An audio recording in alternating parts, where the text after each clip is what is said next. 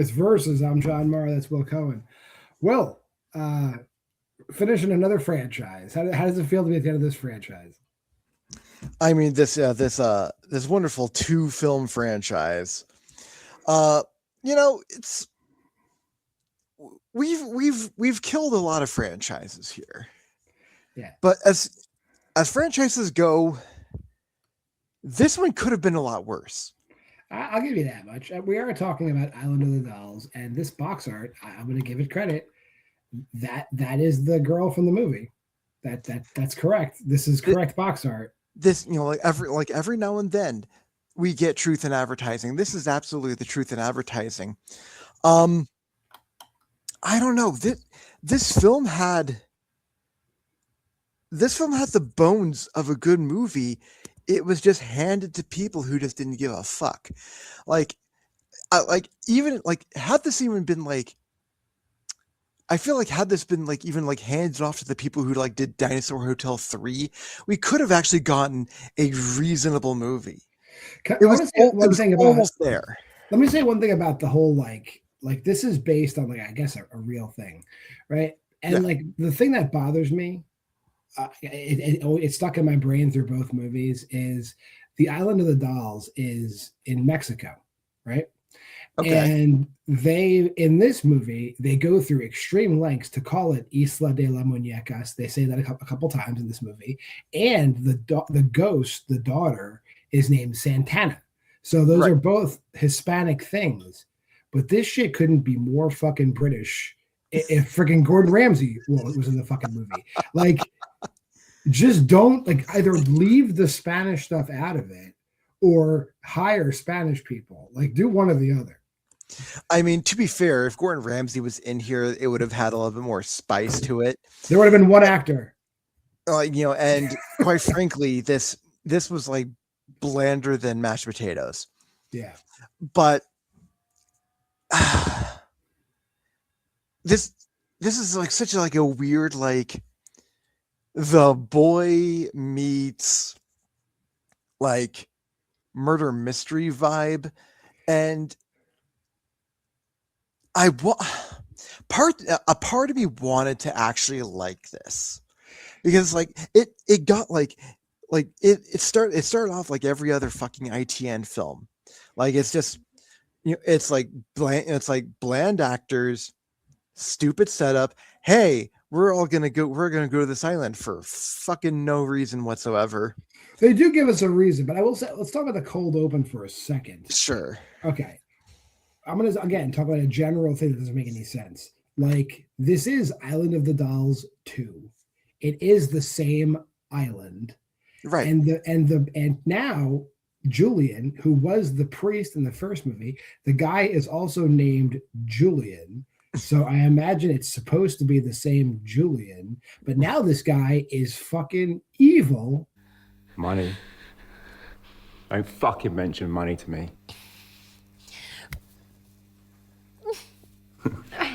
And he's not a priest. So continuity, just make it its own movie. Why are you putting a 2 on this and there's no continuity? The house burned down, he walked away in the first movie. Now he's a totally different dude, and he's he is a grieving father to the point he's Machiavellian homicidal. Shut your mouth. Move. What? Just make a different movie. Give it a different title. I mean, at the same time, we've seen this kind of stupidity with ITN before, so maybe I'm just numb to it to the point where it's Dinosaur Hotel to Dinosaur Hunger Games Army Barracks to we're back to it, Dinosaur Hotel. Yeah, exactly. But then then we also get the weird we also get those weird sequels where it's not a sequel, it's a fucking prequel. And it almost felt like that kind of vibe here. It almost felt like this is the same time goal because yeah, that's what made it even more confusing. This is what actually this is what again drove the score down a little bit, just because again, had this film been handed off to someone who was competent, we could have gotten continuity, people caring about continuity. We could have gotten people who actually like cared about acting instead of just reading their lines. Like I'm pretty like let me like Declan's going to be in a play here in about a month, and he is delivering lines better than half the people in this fucking movie. Oh, so he could play Chrissy Wonna's kid in the next. We need him. Pretty much. What I would say, okay, I'm jumping around a little bit, but like in the cold open, there is I won't even get into like the mechanics of what Julian's doing, but you know, I just want to say, in your memory, has there ever been an ITN umbrella film where a character is tied to a chair, their wrists are tied together, where they just don't get out of it? Hey, no! Like that's every ITN movie. When somebody is tied up, they just go and they're free. Like nobody can tie knots in ITN movies. That happens. To be fair, there have been multiple times in ITN film. I believe it was the first Atelophobia that comes to mind, where she clearly has her wrists, like she's able to move her wrists, and somehow she doesn't go. Like they just had bungee cables like crisscrossed across her chest, and her arms are totally free. So to be fair here, John, at least this is one of the times where there is an effort to get out of the fucking chair, and they do. Whereas like most of the time, it's easily seen that they can get out of the chair. They just don't for plot convenience. Yeah. Now I'm not a black magic expert, and I don't think you are. This is an odd thing that Julian needs to accomplish in order to. So he has a like living sized like doll daughter, and I guess her spirit is trapped in that thing. Like it's a girl with a doll face. Lily, you and Santana must drink the blood of the sacrifice, so Santana's soul can breathe again. Now, in order to get her into a different body, he needs a body. He needs a female, but then he also needs to kill somebody to make the transfer happen. So you need two people to net one person. That's what's going on. Right. And so this is like kind of like, this is almost Skeleton Key rules, where it's like, hey, we're ready to, this bitch is ready to transfer bodies. Let's get you a new body, and we don't care who we murder along the way. Yeah. The thing that so if this is supposed to be a living, if this is supposed to be a life-size doll, then I'm actually really confused by the ending, especially. We'll talk about that, because what I thought this was actually his daughter's corpse with just the doll face over it, which it literally is. Yeah. Especially since we actually see, we'll get into the ending, but we actually see the person behind the mask, like just kind of like sitting there, and then the new body dancing around later on. That might be the other daughter, though, because it gets unnecessarily confusing too. So in the beginning of the movie, there's a girl named Lily and a guy, and they get like captured, and Lily is going to be the new body, but then something gets fucked up, and it doesn't go according to plan, and they hang on to Lily. Cut to our main characters, and this is again for the 80,000th time a supernatural film crew like filming haunted locations. I'm Joe Brooks, and you are watching Laid to Rest. And cut! Hell yeah! And they are about to fuck around and find out. They get it, and it's a large scale film crew. We got like Joe, who's like the host. There's the director. There's the cameraman and the sound lady. They're in a relationship. Then there's like a hulking lesbian character. I guess she's like the production assistant. Barf. And then just some other girl who's a production assistant. Tori, what did I say before? A large cappuccino, oat milk, no whipped cream, lots of chocolate. That's everybody, right? Yeah. And like this is like this crew, it makes me like, I kind of want to like, for those of you watching who are in, the trivia sphere, as we like to call it, we have a good friend, we have a good friend named Joe Farrelly. I kind of want to talk to him about what like work ethics are like over in Britain, because every single time we see like a workplace setting, no one seems to give a fuck about being canceled, about like having HR called on him, because like especially the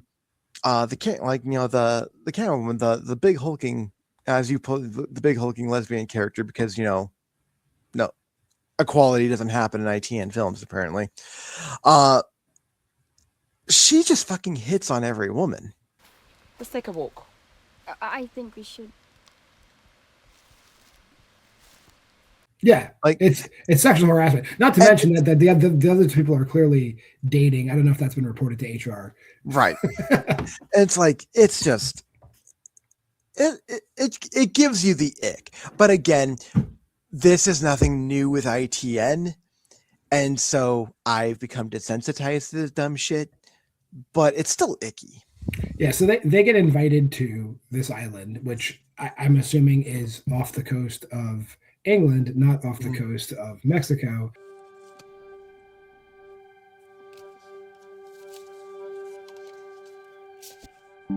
Dear Miss Brooks, I am a great admirer of your work and would like to invite you and your crew to my private island. They get there, they get extorted by the same character. It's like basically the same thing.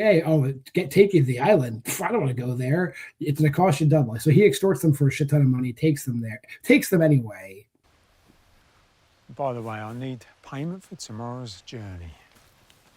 I already paid you for a return journey. Correct. Rate's just gone up again. And I'm going to pick you up tomorrow. And then while he's walking off the island, I don't know why he got off the fucking boat. Like he didn't need to. He did not need to get off the boat and walk them onto the island. He could have just stayed on the boat. Get the fuck off. We'll be back tomorrow. But he gets killed walking back to his boat. Fuck off.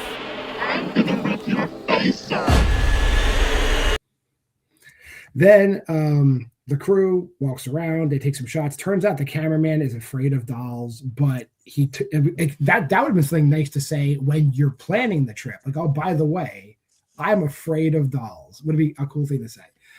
To the point that he actually knows the scientific term for being afraid of dolls. Pediophobia. I have a phobia of dolls. Okay, it's called pediophobia. Pedo? Not pedo. Pediophobia. Which, it doesn't sound creepy at all. Yeah, they get to the house. They walk into the house. Oh, and when they're outside the house, they comment that the house looks like shit. It's a very nice house.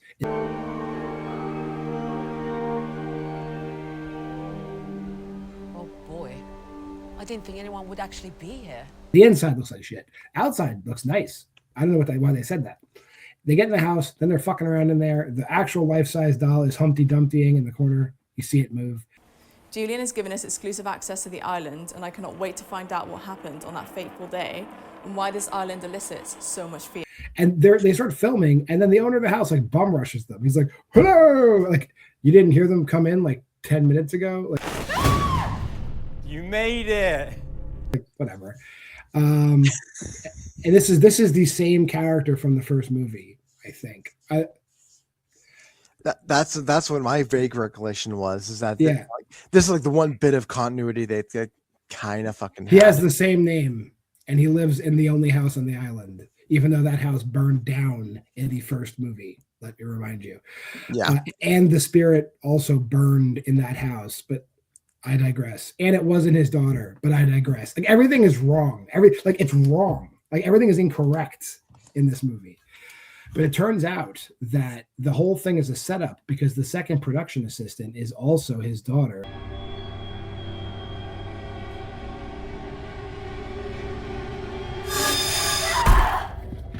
And they helped them set everything up to bring this film crew to the island because they want the host of the show to be the new host of his daughter's soul.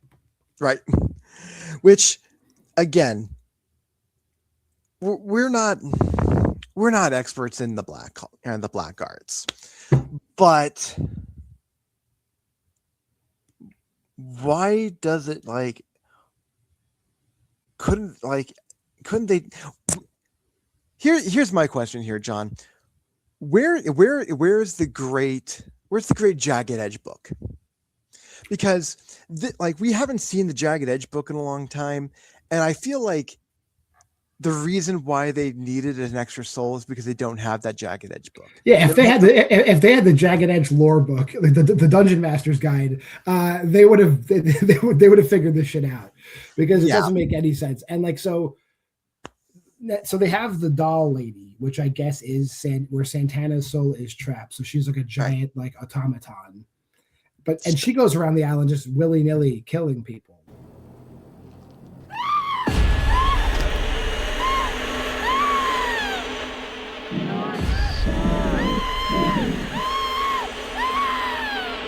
If you get like, it's a slasher movie at this point, and the voice. Let's talk about Santana's voice, because this is another one of those things that, like, I don't know why they do this. This is another ITN trope that I don't think we ever really talk about that often. Whenever you have like a soul walking around in some kind of like physical corporeal form, they make it sound like a shitty like 1960s era sci-fi robot, and there's no need for danger. Will Robinson, danger. There is seriously no need to like distort the voice like this. It's like, okay, it's supposed to be a demon, like you can have someone does fucking talk like this, and you would not need to do this. Yeah. This weird distortion. It's like, dude, Bane, like Tom Hardy's Bane sounded like more coherent than this bullshit. It's insulting. So yeah, we have that. We have the reveal that there's a mole. Like the one girl is the other guy's daughter, and then I don't know. Get us to the end, Will. We get to the end. Like, how do we get to the end? I know it kills the couple. The black guy gets hit in the head by the mole, and then the lesbian is the one that's the sacrifice, and the host is the one that's going to be the host of the body. Veronica! Oh my god. Right, and so then like at the end, like we see the resolution, and maybe this is also the reason why I kind of gave this one the pass it did, because unlike the majority of other films that we see, at least this one resolves. It resolves not in favor of the bad guys.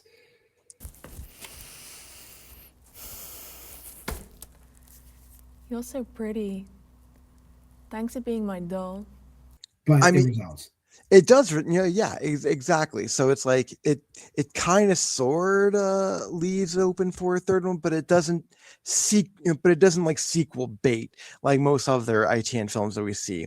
So we see the new body dancing around and playing with the dolls, and we see the last doll like. I think that's the sister, isn't it? See, I thought it was this. I thought it was. I'll put the clip here. You decide. I think it's the sister because she survives.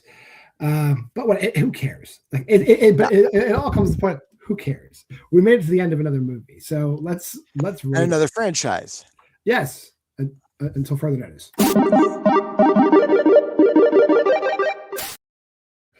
I'll go first. I know I ranked it lower than you. My whole thing is like no one in this movie can act. So by virtue of the fact that they can't act, I have to say that the director must not know how to direct either, because these are the performances he put in the final product. I don't think any lines are delivered in any way that I was like, I don't think I'm a good actor. I'm not. I'm funny, but I'm not a good actor. And I think I could do better than these people, easily. It's hard to get through. I gave it a 1.5. That's fair. I know you were kinder. I was kinder, and I will admit that this is probably a me thing. I gave this 2.5.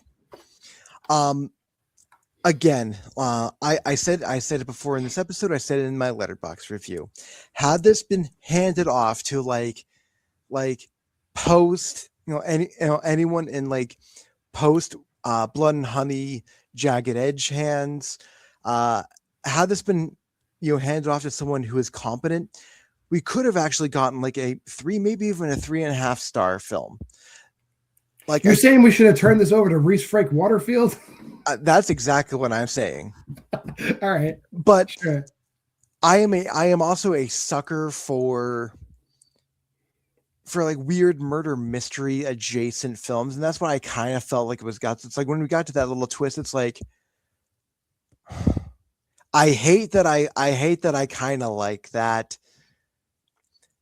And it's like I feel like they at least cared enough to give us a twist, whereas the other film they just didn't give a shit. But it's like because of everything else bogging this film down, I had to like rate it on the lower end. But I still gave maybe I wrongfully gave it more kudos than it deserves. But I definitely feel like this was still a step up from the last film. You're allowed to like it. It's fine. But next week, I don't know. I don't know if we're going to like this film next week because the box art is not. It's not making me. It's not giving me good vibes. I don't know how you're going to pull a good movie out of Granny Krampus. I don't know how. What the fuck am I looking at? I don't know how we're going to. I don't know how this will resolve. But that title is horrible. That picture is horrible. But that's what we're watching for next week. It's Christmas again here on Versus. But hey, if you made this far in the video, like, comment, subscribe, and share. Go to the Facebook group at Why We Love Horror. Check out the Letterboxd challenge there. Join us throughout the year. Watch some movies with us. But until next time, I'm JWMaher, and that's Will Cohen. This has been Versus. Here comes that schedule.